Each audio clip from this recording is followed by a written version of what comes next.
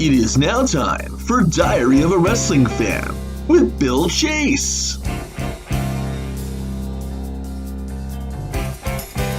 And now here he is, the man who had the guts to tell Journey to just stop believing, Bill Chase.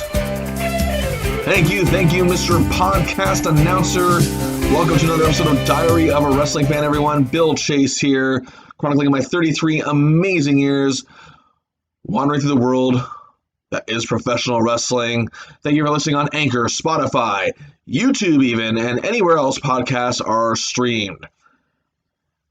And today, we're going to look at the Summer of Punk 2011 version in WWE. Of course, there was a Summer of Punk in 2005, which I may cover on another episode. But either way, we're focusing on the WWE 2011, the summer where CM Punk was talked about more than any other wrestler in the world.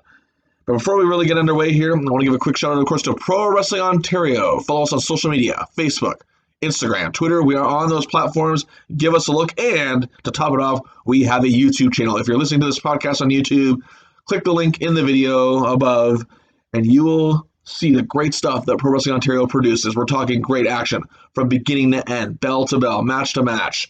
We got complete matches. We got complete shows. We got the backstage shenanigans on Foundation. We even got some promos.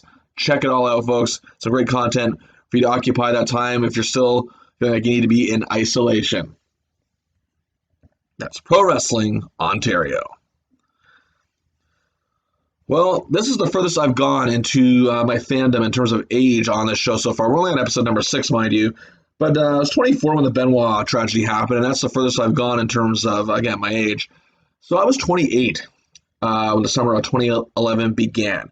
Now, at this time, my wrestling fandom was, I still loved wrestling, obviously, but I was exploring more avenues of wrestling. Now, I was into the independent wrestling scene quite a bit here at this time. This is when I was really getting into the local Ontario independent scene in a big way. Now, I had been to some shows on and off in the early 2000s and whatnot, and had gotten to know like some talents and what they're all about. But it wasn't until 2011 I was going on a monthly basis to wrestling shows and the independent shows, because I had a lot of independent stuff from the States and even from other parts of Canada on VHS via tape trading. And I figured to myself, if there's a local scene here, I should be supporting it. I should be going to shows, and I was loving it. I was loving it in a big way, especially here in Hamilton, Ontario, where I'm from, a promotion that is still around today and still doing very well. Alpha One Wrestling here out of Hamilton, and I was going to their shows more than anyone else. So I think independent wrestling not restored my love, because I never lost my love, but it kind of gave me a whole new dynamic to my love of professional wrestling, especially now that there was a local independent scene that I could be invested in, that I could just go to each show and just watch these amazing talents just do their thing and put on an incredible, intimate show. Again, like if that's the beauty of independent wrestling, it's a lot more intimate than obviously a mainstream wrestling show like WWE or WCW years back, or even TNA Impact. And with WWE at this point, however, I was down, and it's not because the product itself actually wasn't terrible. It was, I think I was more down about Edge's retirement than anything. I felt that he had been such a big part of that company for so long, and I was such a huge fan of him, that him being gone just left a considerable void. And, as a fan, when you're like reading the sheets and you think you're smart to the business, which in the grand scheme of things, we're not in that regard. I was, feeling that WWE didn't really believe in Christian, of course, Edge's longtime tag team partner and real life best friend, when they made him champion for a few days and then put the title on Randy Orton. But it actually built into a nice little feud that was going on at this time. But really, WWE, I felt, was still waiting to do that big thing. It seemed either they were trying to build up to something. Little did I know what it was. And there was some stuff I enjoyed. There might be an unpopular opinion. I enjoyed R-Truth. I thought R-Truth was fantastic heel. I thought he was a lot of fun to watch. The whole little Jimmy thing cracked me up. What else was going on at this time? Yes, The Rock had hosted WrestleMania that year. The Miz had just finished his reign as champion, an underrated reign, if you ask me. Like, I'm not saying he was, Macho Man or anything like that, but it was a decent reign, and I didn't mind him as a top heel. I thought he was really good at his role, but again, it was Edge. In the grand scheme of things, I felt Christian wasn't really getting a fair shot to be a main eventer. That was just in my head at the time, being naive and somewhat clueless to what was really going on, even at the age of 28, where I understood things a little better than obviously than I did when I was younger, but still, I didn't fully understand, how things truly worked, and that's just it. But overall, and even like, okay, so at this time, TNA was making really, major main event use of Jeff Hardy. Kurt Angle was looking a lot like Jason Statham. I don't know. But I remember just not being soured on TNA completely again, because they still had some amazing talents and a lot of great things happening still, even if it wasn't perfect, I guess if you could say. But again, you had the whole thing with Jeff Jarrett and Kurt Angle. I believe Mr. Anderson was becoming like a main event guy at this point. And the knockouts were doing great. And again, guys like Jay Lethal, there was a lot of entertaining stuff, but really, I just wasn't as passionate about that company as I was about others. I was still a WWE guy through and through, because mainly of CM Punk. I like CM Punk since I first saw a VHS compilation of his stuff in IWA Mid-South when I was about 20 years old. Now, I'd always heard about CM Punk through the magazines and through the internet even, but never really seen a lot of his stuff. It wasn't until I got this IWA compilation from a tape trader back in around 2003 or so that I truly saw the magic that this guy possessed, and I was always scouring the internet for footage of this guy. And it was getting easier to find, and I saw the matches with him and Samoa Joe, and I was hooked. I was watching some of his promos. I'm like, this guy is fantastic. And when I found out he got signed to WWE, I was excited for them to bring him in. And I remember I heard he signed the contract, and because I did follow OVW somewhat back then, but I'm thinking this is a guy who should be on the main roster. And again, that's just a fan's opinion, but still, that's just how I felt at the time. I felt Punk had a lot to offer the WWE. Now, CM Punk, of course, again, giving you a brief background here, he debuted in 2006. He had a cult following. He started as a babyface for about, on the ECW brand. He was a babyface when he started off. He again, but after, like, as a year went on, like from 06 to 07, he wasn't really doing anything like outstanding. Mind you, there wasn't really much outstanding for him to do. So I still followed the guy. I still bought his shirts and whatnot. I still thought he could be a big star. I'm thinking this is a guy who can be, main event. And again, that was just what I thought. And then people were like, oh, no, he's garbage. He's this, he's that. I don't even know who he is. And this is what a lot of my friends were telling me. They were telling me he wasn't worth much of anything. I think people took a little more notice in 2007 when he won the ECW title from John Morrison in 2000, and again in summer of 2007. And I thought it was great. I'm like, finally they're gonna give this guy a bit more of a shot. And as time went on, he did his thing in the ECW thing. It wasn't bad. He had a little feud with Chavo in that. Chavo won the title, and I was one of the times. I was right where after he dropped the title to Chavo, I'm thinking to myself, something big's happening for him. I had a feeling something big was happening. Lo and behold, he wins the Money in the Bank in 2008 at WrestleMania. And I was overjoyed. This was WrestleMania 24. And, I almost couldn't believe it, but I'm like, I knew it. They're going to give this guy a chance. And then he goes on, cashes in, has a World Heavyweight title reign that wasn't exactly amazing or blow away, but I was just happy to see the guy as a champion. But at least it meant he was an upper tier guy now. It meant that he would be on TV prominently for probably the foreseeable future. And then I was actually shocked when he won the Money in the Bank again at WrestleMania 25. And I'm thinking to myself, well, what's going to be different this time? I was actually talking to my friends about this. I said, what's going to be different this time? I wondered. Because like I said, his first reign I was happy to see him have it, but it didn't really, it's almost like a lot of people by 2009 had already almost forgotten he was champion. And it wasn't even a year since that reign ended. His reign ended in September of 08, and he was Money in the Bank winner again by the time 2009 rolled around. So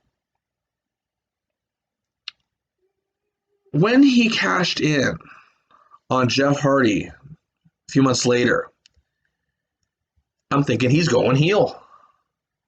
Because Jeff Hardy was a widely beloved babyface. I'd say only Cena was above him at that. When I say he was neck and neck with Cena, I dare say that at that point. At 2009, Jeff Hardy's popularity was right there, right there. And what began was, I think, changed the trajectory of Punk's career for the better. They had turned him heel. He was using a lot more of his personality that I'd seen in those independent wrestling shows that I watched on tape of him. And I was loving the whole thing with him and Jeff Hardy. It's a shame Jeff went to TNA. We never had that true final blow off, but still, some good stuff.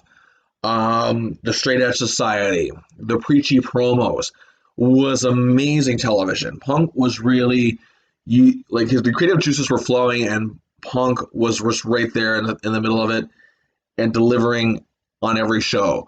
I watched these shows looking forward to what he was going to say or do. And I look forward to his matches because, again, he's a fantastic wrestler. So I was loving what this man was doing. And to my surprise, again, after, the title went back and forth between him and Jeff, then Punk eventually dropped to The Undertaker in late 2009, or it was October 2009, he dropped to The Undertaker. Then, again, but he's still doing some great stuff with the Straight Edge Society. Had a nice feud with Rey Mysterio in 2010. I thought Punk was doing some great things. And then he got hurt. And then he joined the commentary team, which, again, was some great stuff. I'm thinking this guy is the perfect performer. He has everything it takes to be the number one guy, I still thought. And you can imagine my surprise. I guess it was by 2011 or whatever. Punk was, I don't know the specific time, but Punk was starting to get unhappy with the way things were going in WWE. I thought still, despite the fact that he wasn't the top guy, I still thought he was having a great run. But in 2011, I felt, the feud with Randy Orton was okay. Again, nothing really overly memorable about it, I thought. And it was fine. They had great matches. But it was around this time, Punk's displeasure, which we would later know about, which was it was a real thing. He was not happy. He was thinking of leaving, and it turned into the shoot turned into a work, and that's how this whole thing got started. Now, around this time, I didn't have too many friends who watched wrestling anymore. Basically, what I was doing now was going to a movie theater to watch the pay-per-views because they showed them monthly at the movie theaters on the big screen. I usually watch them now with an old friend of mine, two old friends of mine, Courtney and Colleen. They were significantly younger than I was. I met them through Courtney's aunt. And as they grew a bit older, I became friends with them. And we'd even gone to some shows together, which I'll recap in a later episode. And they were both again. They loved Mysterio and Cena. Courtney was the big Rey Mysterio fan. Colleen loved John Cena, and they were the two I mainly watched wrestling with. Plus their friends, who were all very nice to me and pretty good people, even though they were a lot younger than I was by about close to a decade. But either way, I enjoyed watching wrestling with a lot of them, and it was just a fun way to just get together with people and just enjoy a show. I had another friend by the name of Scott Rust, sadly no longer with us. He also was a very passionate wrestling fan. Him and I would get to just chirp each other on Facebook. He was a big Cena guy. I love CM Punk. And a lot like he just always said, I love nothing but the heels. Basically, I was just chirping him most of the time. You know what I mean? It was just fun. It was just good banter back and forth, and we always had fun just getting on each other's case. He was only a couple years younger than I was, and also my friend Kyle McCluskey, who wasn't, he loved wrestling a lot. He was in that backyard wrestling federation I mentioned on the King of the Ring episode. He was part of that group of friends shortly after, but he had kind of lost touch with wrestling, kind of got disinterested in it, and he was getting into it a bit again though. So I had him around as well, and I was making friends with a couple guys on the local independent scene who I'm still friends with to this day. Justin Graves and Josh Remmelswall, both involved in a promotion here in Hamilton called Courage Pro Wrestling. But I was just starting to really get to know them. I didn't really know them that well at the time. But either way, I had some friends, but I guess you could say I did have more than I thought, I suppose. But it didn't feel the same as it did when I was watching wrestling years ago with my friends from high school, or my buddy Paul Cellini, who was no longer into wrestling anymore. So I miss getting together with him, just watching the shows, enjoying them, and giving our thoughts and whatnot. So it was a whole new pack of people. I felt out of place being so much older than them. But in the exception of Kyle and Scott, I didn't, and even Justin and Josh, it was harder, you know what I mean, to have that bond. Because other than the wrestling stuff and a few odd things here and there, I didn't see much of Courtney and Colleen outside of that. They were my friends, but they weren't like best friends, you know what I mean? And Kyle was harder to see again because he was, doing his thing a lot too. But I still saw him fairly often. And Scott, again, we mainly just saw each other at these wrestling shows and whatnot. And same with Justin and Josh. But either way, I digress. So my point I was trying to get to is that, my fandom had changed considerably with the people I enjoyed it with. These weren't people I spent a lot of time with outside of these things. Whereas in the past, again, with my old buddies from high school, even with my buddy Paul, I'd seen them a lot outside of wrestling. It wasn't just a wrestling friendship. And it was getting a little harder. You know what I mean? I kind of missed that camaraderie of just, not only sharing wrestling moments with my friends, but also sharing it, the fun times as well outside of that, going to a bar, having a couple beers and whatnot. And I still had friends, just not a lot of them were into a lot of the same stuff I did. As a matter of fact, around this time, I was still going to church, and again, I had very little in common with the people I hung around, and that's not their fault. I'm not trying to blame them. That's just how it is. You know what I mean?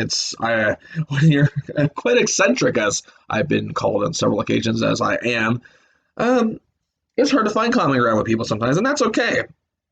But you can still find that thing to build a friendship. But in terms, like I said, in terms of, my wrestling friends, that's pretty much all most of them were, with the exception, again, of Kyle. He was an actual buddy. He was a good buddy I hung around quite often. But either way, even though he was into wrestling again at this point, he still wasn't as passionate about it as he used to be. My buddy Jeff Taylor, a longtime best friend of mine since grade 9, he was getting into it again too. But he lived in Caledonia and he worked Sundays. So, but I remember we watched the Capital Punishment pay-per-view, which is in June of 2011. Now, I remember this because Rey Mysterio and CM Punk had a one-on-one match. I was chirping Courtney in a big way. Courtney was, her and I just going back and forth in the theater here, because she also co-hosted the events as well. And we're going back and forth. And then when Punk wins the match, I get right in her face, like, yeah, how do you like it? And she just doesn't even look at me. She's just biting her lip, and she just flips me off. And I'm like, oh, it feels so good. Again, it's just the type of fun we had as fans. So after that, though, Punk pretty much said he deserves to be number one contender, which I believe he said in a backstage promo after his match with Mysterio. And then he came out on Raw the next night. I remember watching this. I was living at home at this point because I was helping take care of, and I fallen in some hard times. I was helping take care of my sister, who just finished junior kindergarten. My parents both work full time, so obviously they needed someone to help them with my sister, and I gladly did it because I love that little girl to bits, still do to this day. and I always will because she's my world. So I remember I was watching that episode. There's a 3 hour edition back before Raw was permanently 3 hours, I might add. Punk came out, demanded a number one demanded to be number one contender because the win over Mysterio should grant him that sort of status. And fair point, Mysterio's a top superstar. So he was given the shot, I remember, he was given the shot to be a number one contender in a match with I think it was Del Rio and Mysterio because he kept demanding the anonymous Raw GM to make him number one contender. Then, of course, the whole Raw GM thing where, I was going to make you one until he started to be da-da-da. Yeah, Punk started doing snow angels in the ring. He started doing snow angels in the ring at the time, and I was laughing my ass off. I'm like, this guy's a genius. Again, doing snow angels in the ring makes somebody a genius, go figure. But I remember Punk won the match, and he was number one contender. I'm like, this is gonna be freaking awesome. And like him and Cena had started the feud early in the year when Punk. Oh yeah, I left that part out. Punk was leading the Nexus, which wasn't bad, but still, Street Society I always thought was better. But either way, and then Punk's kind of started the feud with Cena, and then it just after the Rumble because they interacted at the Rumble quite a bit in the early in the year 2011. It just disappeared. They just stopped feuding. Like, well, that sucks. So I was really looking forward to these two. I was thinking WrestleMania maybe. No. Yeah, so then the next week is when the fireworks truly hit. Shoot, I'm jumping the gun. Right, I forgot. He cut that post-match promo after he became number one contender and said the Money in the Bank is going to be in his hometown of Chicago, Illinois, and that's also the night his contract expires. At midnight, he is going to walk away from the company WWE champion. And I'm right away thinking, they've never done this sort of thing before. I mean, what are they playing up here? And it is true. In reality, Punk's contract was expiring. So I'm like, what? Like, okay, they got my attention. What the hell's going to happen? So, of course, there's still quite a few weeks of build-up to go to Money in the Bank. But yes, again, the next week is when things just really, really got crazy. So, after costing John Cena a tables match the following week, the infamous pipe bomb promo took place. Punk got on the mic and cut that promo, and I can't do it justice, obviously. It is one of those moments, those promos that are just etched in your mind. It's right up there, again, in terms of my fandom anyway. I'm not saying in terms of the game, the way it changed the business or anything like that. I'm not going to go that route, but just as a fan, it stuck with me, like when Hulk Hogan joined up with Scott Hall and Kevin Nash and formed the NWO. Or, the night Ric Flair returned to Nitro after his suspension from WCW, Dusty Rhodes' Hard Times promo, Shawn Michaels on the Go Home show to SummerSlam in 2005 in Montreal, Austin 316, Hulk and Andre on Piper's Pit, Edge's retirement that just happened a couple months prior. That's how much this stuck with me.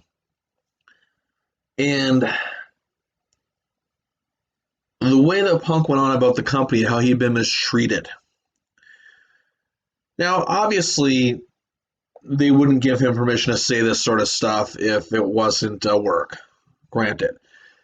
But they always say, one of the terms I've heard in wrestling so often is, your character is you with the volume turned up full blast, even past full blast, like a 211. I think these were Punk's frustrations that he did legitimately have, but he turned them up again, full blast, 211. And right away, I had a feeling, because there were times in my fandom, and there have been times in my fandom where I was just simply watching or going to the theater to watch pay-per-views out of habit almost. Not all shows, but there was there'd be a few months at a time where oh well, whatever. Oh yeah, this pay-per-view sign. Okay, I'm gonna go. But then there's I'm actually looking forward to this one, and then never in so long outside of a WrestleMania or a Royal Rumble have I felt so eager to see a pay-per-view match. It's as if if there was anything missing in my wrestling fandom and my passion for it at this point, it was reignited on this night. When CM Punk cut that promo, this is a guy who I have adored for years, who had pretty much become my favorite wrestler at this point. I'm like, if this is it, I'm even thinking, he's going to go out in a blaze of glory. He's getting a high-profile match against the guy, John Cena, who's a champ, of course.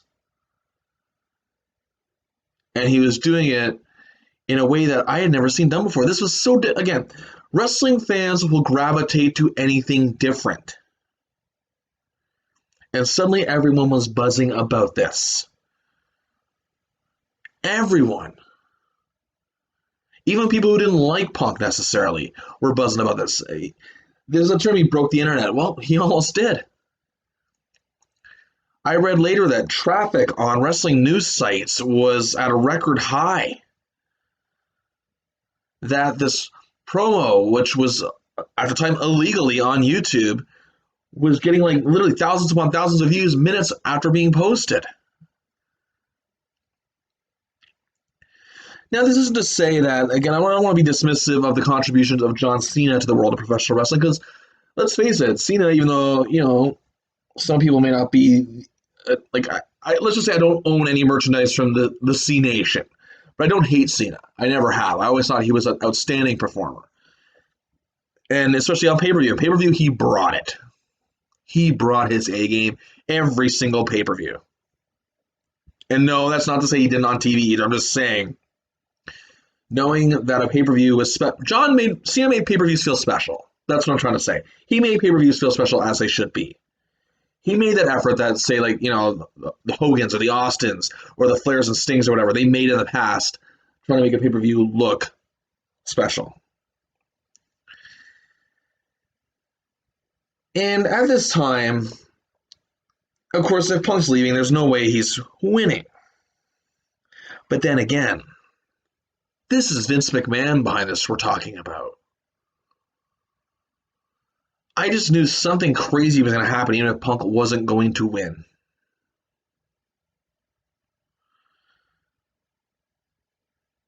Normally, I could, predict results, predict the way it would end, but this time I'm thinking, how's this going to end? I had literally no idea. And that is why I was so excited about this. It's Punk, my guy, against Cena, the guy. And I was raring to go. Again, I was down a lot since Edge's retirement. Even though there were some good things happening on television, something was missing. And whatever was missing was reignited with this whole thing. And again, the continued buildup was really good. The following week, Vince had suspended Punk for his actions. Cena, doing the babyface thing, saying, it's not the right thing to do despite his actions, stuff like that. I thought Cena was great in this role too. Cena was outstanding in this role as well, building up to this match. He doesn't get enough credit for this. I know because Punk was the guy making all the waves, but Cena does not get enough credit for the way this was built up. Now, I'm thinking at this time too in my life. I'm 28. I'm living at home. Now, I don't mind because I'm looking after my sister as well. I'm helping my parents with my sister. But you think at this point I should be out on my own. I should be even, in a serious relationship or whatever. None of that was happening for me. And there were times that my home life, and again, I'll take even full responsibility for that as well. That I wasn't, making the best of it as I could. And being 28 years old and being an adult, you're going to clash. Even, I had clashes with my mother, who I'm very close with. Her and I disagreed often. We still do sometimes, but that's just it. We have different, different outlooks on things. We have different ways we see things. And that's just who we are as people. And it doesn't make anyone a bad person. It just, when you're still an adult living at home, there's going to be problems. I see it more often than I see it a lot in friends and acquaintances and at that age living at home. It will cause a clash. But it wasn't all bad. I don't want to say it like that. There were just times it would just be tense. And at least my sister was like the balance of that, where she was the reason to stay. So it's like Punk doing this thing. I'm a guy who has always felt that, you know, even especially at this point in my life, I'm not being taken seriously. And maybe it is my fault, maybe it's not. Some ways it is, some ways it isn't. I felt I was being taken for granted by my best friend at the time. She was someone I knew from church. She was a lot younger than I was too, so maybe that was a big difference maker. I felt that, even though I was always there for her when she called, she was never there for me. I thought she didn't truly respect me, but just liked the fact that I was a sounding board who would listen to her and try to give her some advice. She always asked for it, never take it. It was frustrating, and I was seeing that the writing on the wall for our friendship was starting to happen. And actually, at this point, we weren't even talking. We had a bit of a falling out. We didn't talk most of that summer, so it was hard. It was really hard, and because I did care about her, obviously. Punk in my head was the guy. I've had enough. To hell with all this. And I often relate wrestling to things in my real life.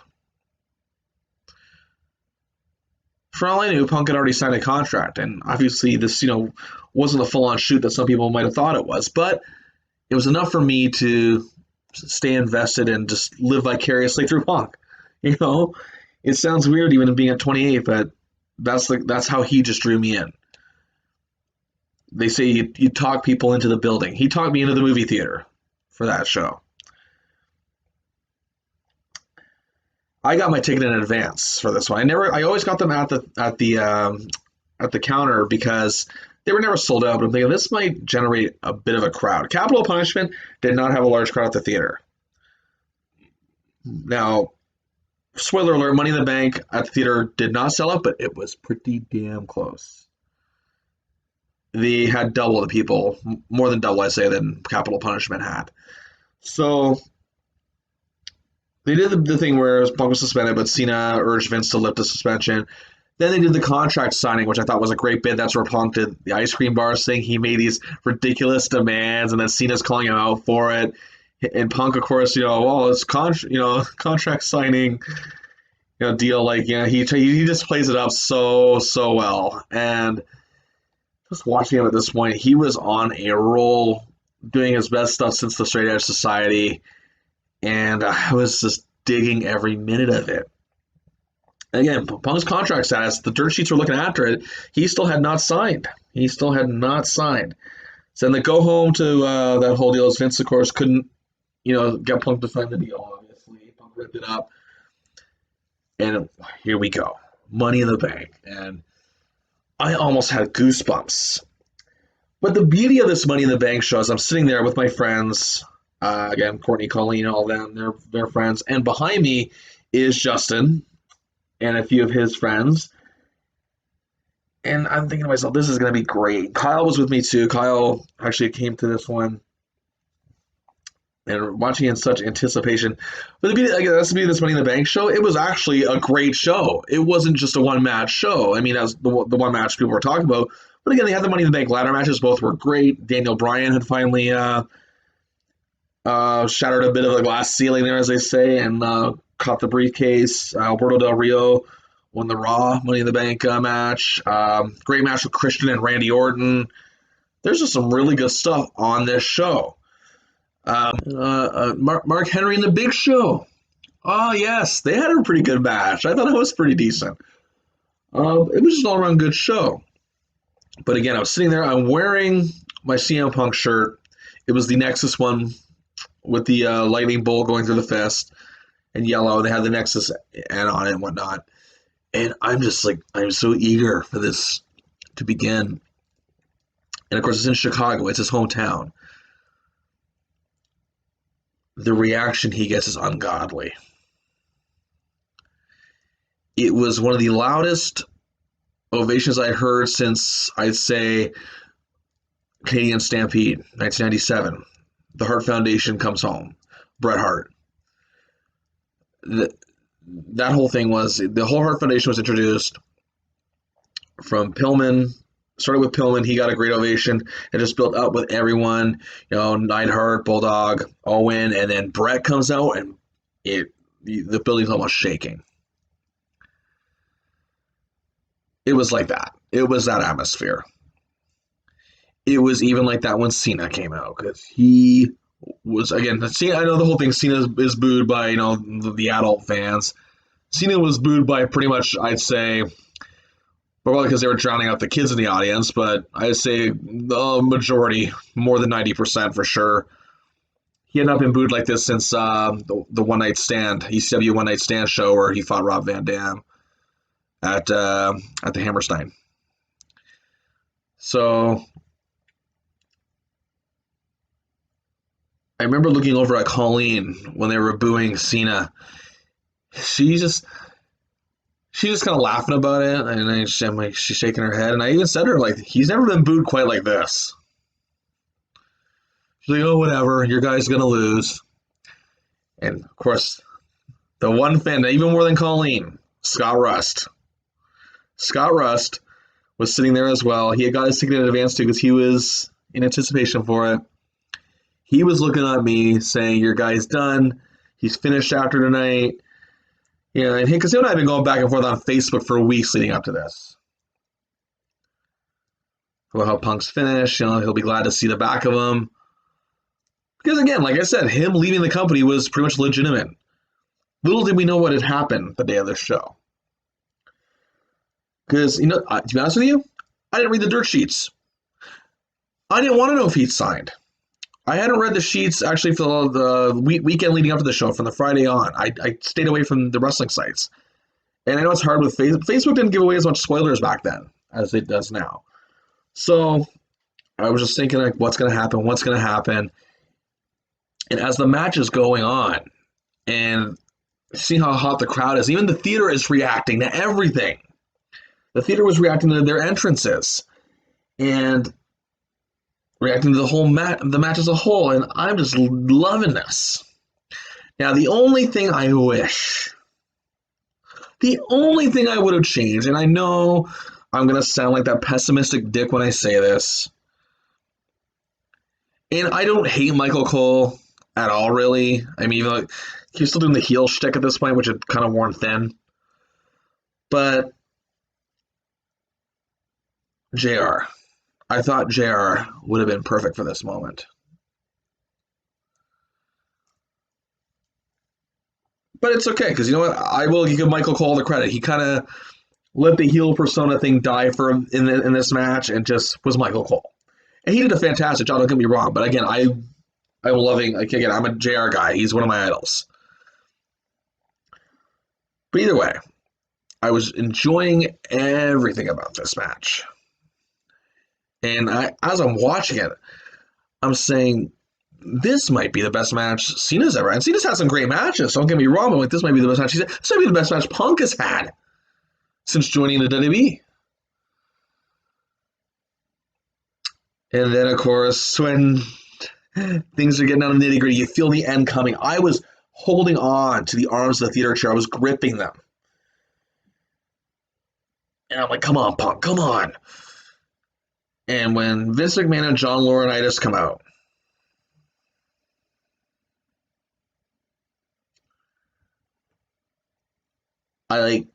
it's almost as if I was frozen.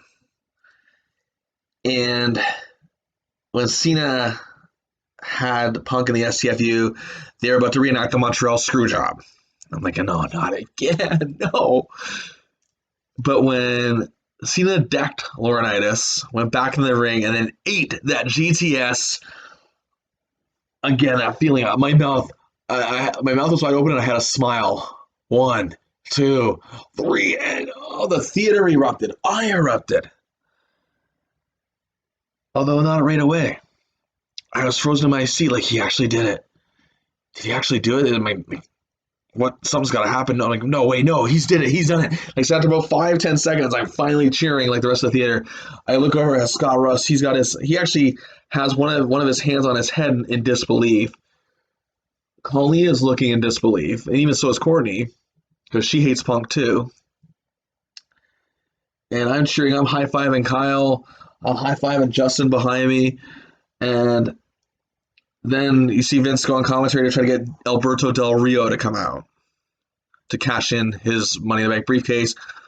And I'm like, and then I sat back down like, no. And there's a split second where Scott looks at me like, oh, this is it. This is how he's going to leave. Nope. He kicks Del Rio. That infamous moment where he sits on the guardrail and blows Vince a kiss. Like, oh, yes. In my head, you know what I thought right away? The ultimate fuck you I would have loved to have seen Bret Hart give Vince back in 97. Punk runs through the crowd. There's actually footage of him leaving the building. And never have I been more excited for a Monday Night Raw to arrive than I was the next night. Not since I was a teenager was I more excited to see an episode of Raw. And it's, again, the internet was blowing up. What was Punk's contract status? It was still being kept relatively secret at this point. Because, well, spoiler alerts, I'm going to get there anyway, he had signed. But I didn't see that on a lot of dirt sheet sites. I didn't. There were rumors that he signed. Obviously, Vince would not have gone through with this finish. And we had our theories. We're thinking, okay, maybe Punk is, maybe he did resign, or maybe he's made a legal agreement with Vince to return at a later date, to drop the belt to Cena again. We have so many theories. And we were talking about it for days.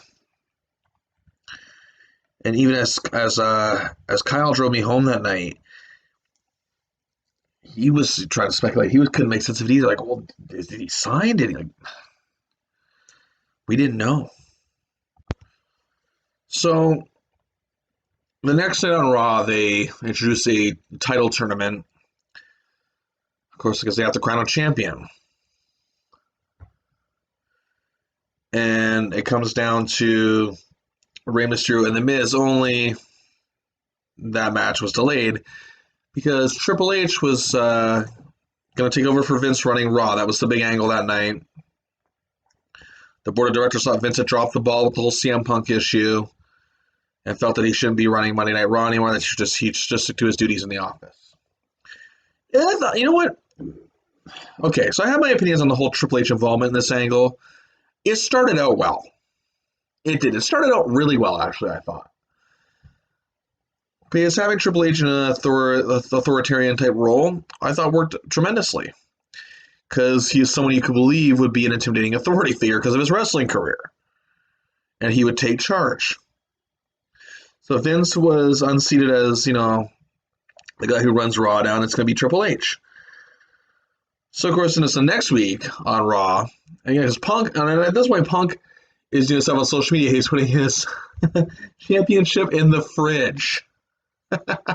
He's going to baseball games, going to Cubs games and whatnot, going, just enjoying life. You know what I mean? And, I love this guy. I can't get enough. I love this guy. And there's the whole thing with him. Oh, God, I forgot about this. When CM Punk confronted Triple H not long after this episode aired at the San Diego Comic-Con, the Mattel thing that they had going, yeah, that was great stuff. And this is amazing. They're giving the indie wrestling feel, which I had really, really loved.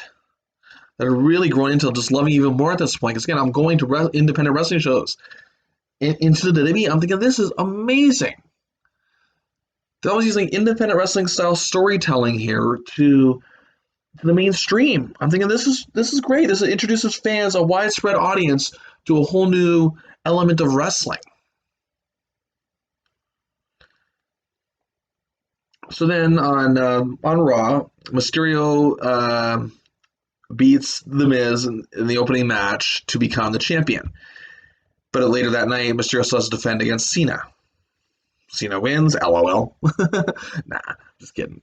And Cult of Personality hits. Now, at this point, Punk's theme song had been pretty much through his entire run at this point, actually, for almost 5 years. This is 2006, This Fire Burns by Killswitch Engage, which was a badass entrance. I still love it to this day. Then Cult of Personality is the song he used on the independent circuit. I had almost forgotten that. And when the music's hitting, I'm thinking, okay, is it Punk? Is it Punk? There's nothing on the Titantron. There's no...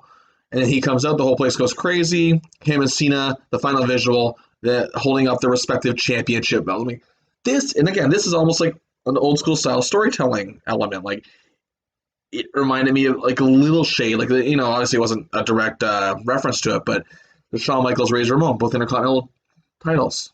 Shawn had a reason why he was still the champ, but Razor was the champ. But then again, who was the champion though? Because Punk did win it and never lost, but Cena had just won what is now being deemed as a champ. It was such good stuff. I was loving this. I'm like, this is amazing. I mean, this is the type of thing I've been missing all these years from wrestling. Like, there's been some great feuds and some great stories, as I've gotten older. But like, this reminded me, this is a feud, and that's why I did this podcast. Reminded me why I love wrestling so much. It did. I say Edge's retirement put me in a sour mood, obviously, but since the Benoit tragedy, it's seen that WWE was looking for that something special.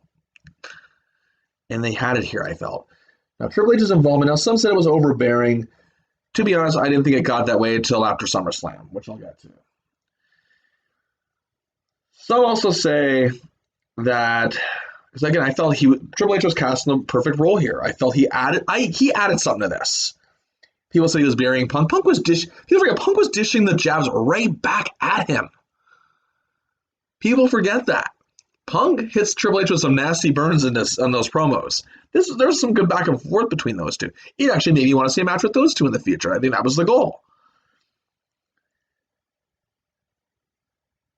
And as they're building up to SummerSlam, because here's another thing too. People thought WWE brought Punk back too soon. They should have kept them on the sidelines longer. Yes and no. I think if there wasn't a big pay-per-view like SummerSlam, one of the biggest pay-per-views of the year, large audience, you got to have the hottest angle and you got to have the hottest guy there. You do. I also would have seen the justification of keeping Punk out to even, like, say, Survivor Series. But again, it's a risk. It's a risk keeping the hottest act in wrestling that you have not even on your show. So I understood WWE's logic here. That you had to have him. For, if anything, for a business standpoint. Yeah, you had to have him for your hottest show of the year. Because Cena wasn't really feuding with anyone else at the time. Who was he going to defend against? They could have done maybe a rematch with him and Ray, but again, Ray is also a babyface too. So it's tricky. It is tricky. Mind you, Punk was more of a tweener at this point. He wasn't a full-on face yet, I don't think, but still, Punk was a babyface. That's what made this babyface versus babyface interaction work. With Cena and Mysterio, they're very similar in their babyface elements, whereas Punk was a babyface to a different audience than Cena was too. So that's why it still worked. And leading up to SummerSlam, again, another great contract. Again, Punk breaking the fourth wall. Oh, well, we might as well just flip the table now. This is how it's going to end. Someone going through it. And of course, that's exactly what happens. And John Laurinaitis and Triple H get in the way. And it just added something more. Triple H being the referee for the SummerSlam match. Again, people balked at that. I didn't mind it. Because despite what people may say about Triple H, and yes, there are times his presence seems overbearing on television. But in this case, I just didn't find it that way. He hadn't been on TV much. He had the feud with The Undertaker, obviously. But at the same time, though, he wasn't being featured. And this is a different role for him.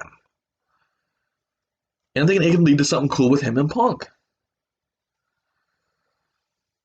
And so I'm excited about SummerSlam again. It's a big crowd there for SummerSlam with the theater because it's one of the biggest events of the year. So I booked my ticket and I'm thinking, what's going to happen here? You didn't know. Was Cena just going to be on the back of the top? Easy for me to say. Back on top of the mountain, or was Punk going to be the guy?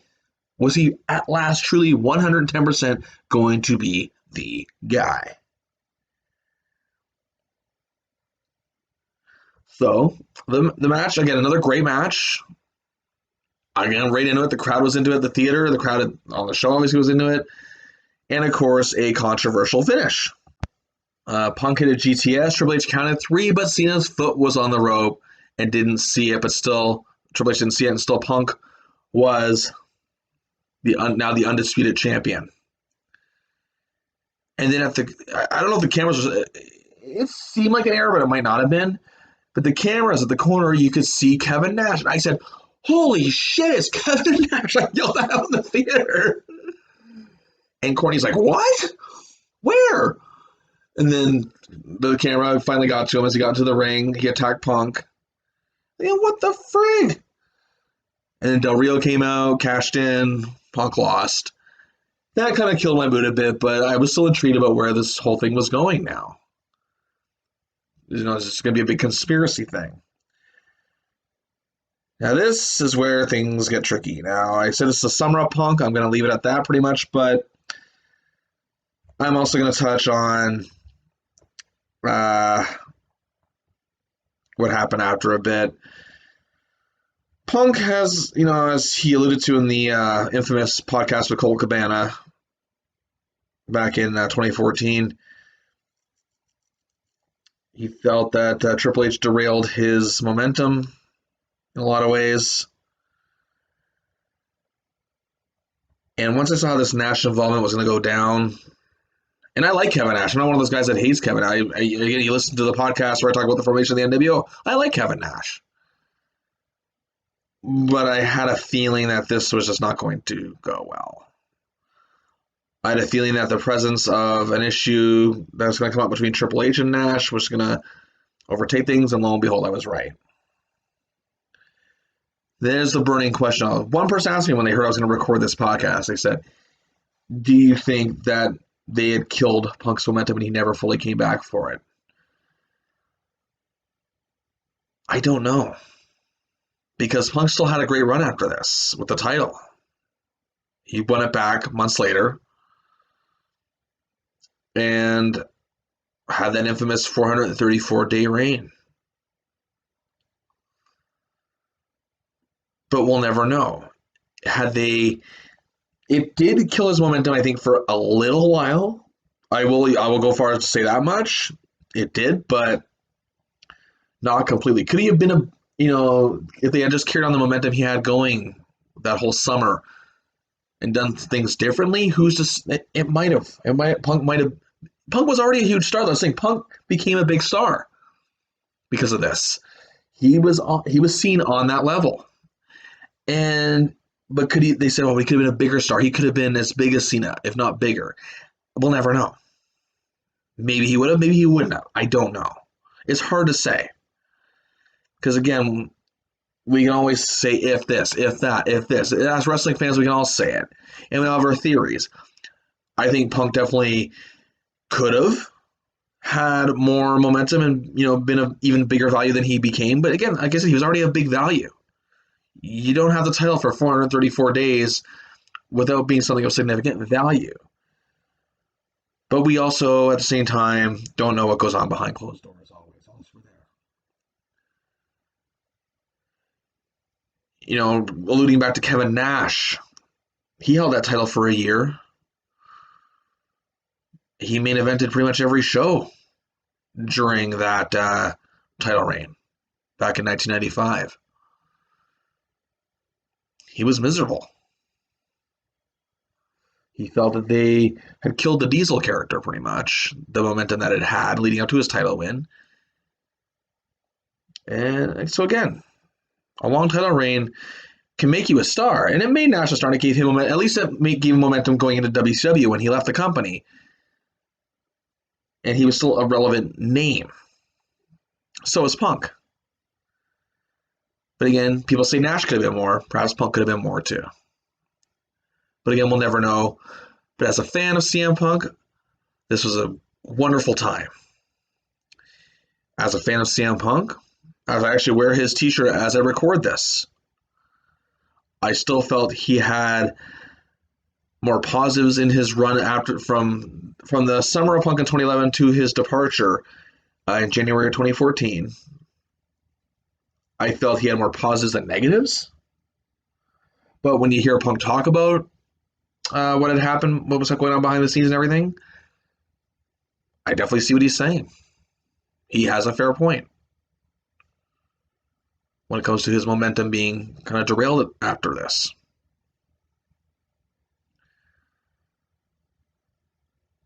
But also, again, as a fan, I still enjoyed almost everything he'd done. Like I said, there were some lulls here and there, granted, but like I said, Billy Bob Thornton says, a bad Santa. They can't all be winners, kid. You just got to take the good with the bad. And CM Punk is in one of my top 5 all-time favorite wrestlers. And like I said, I believe his run as a whole, even from 2006 when he made the main roster to 2014 when he left, I have more positive memories of his run than negative. The biggest stars in wrestling who have had amazing runs, you think of even Hogan. Hogan had runs in his career that weren't good. Not very many, but he still had them, and he's the biggest star of all time, arguably. Same with Stone Cold Steve Austin. He had some stuff that wasn't the stellar, but oh well. Ric Flair. Man, look at there's a large portion of his career where things were not going well. And I'm not talking about his last run in TNA or even some of the stuff he did in WWE after from 2002 to 08. I'm talking about WCW. I'm talking about even the NWA when he was still in his prime. So again, not every wrestler's run is going to be perfect. In different portions, I guess I should specify different parts of their run, wherever the company may be. It's not always going to go well, and that happened to Punk too. He had some stuff that wasn't going well. When I listen to Punk talk, I feel as if he is his own worst critic in terms of his career in professional wrestling. I even got that from watching his DVD. He is his own biggest critic. And I guess he always felt things could have been better. And maybe maybe they could have. But I'm sure there's many legions of his fans who, almost 6 years later, were chanting his name still. Yeah, I know, we can all criticize about how it's obnoxious and hijacking shows and fans are just being dicks. Whatever, maybe so. But the point is, that's how remembered he is. The summer of Punk was a great time, especially for this guy who was 28, living at home, not always having the best of times in his life. Friendships not working out overly well.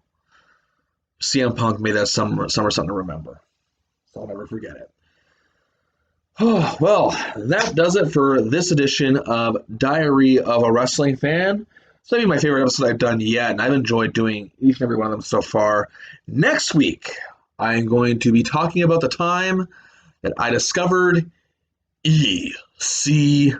That's right, ECW. Yeah, that was sad. But no, I'm going to talk about the time I discovered ECW. It's going to be next week's episode. We got some great episodes coming up. We got some SummerSlam stuff coming up. I got the episode itinerary pretty much planned out for the rest of the year almost. So look forward to some amazing stuff coming your way.